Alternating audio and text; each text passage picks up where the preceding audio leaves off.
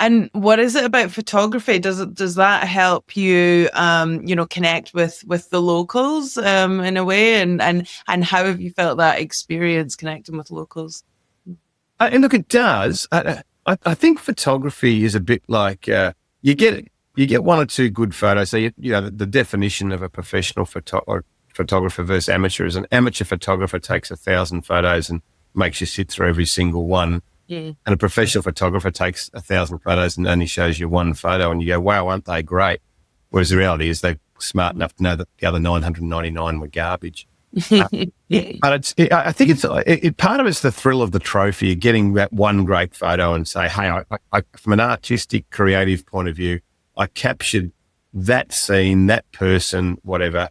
And it's a really great replication of it. Not for the kudos. I don't like showing my photos, but just for the fact all the bits and pieces of the learnings of photography all came together in that one photo. A bit like when you cook a meal, all the different ingredients all married up beautifully, and look what I've got.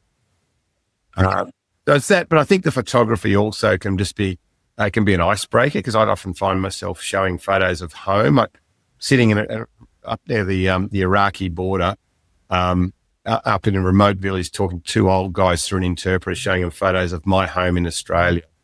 It's still one of my most rewarding experiences. And then laughing and poking, and us just not having any common language together, but laughing and poking at these photos. And then me being able to take photos of them while they're laughing and in a natural state, is one of my cherished photos I have on my wall outside of my office, sort of thing, because it was just, they are being normal humans in a different part of the world. It's and the photos are just, they're a trigger of a moment in time.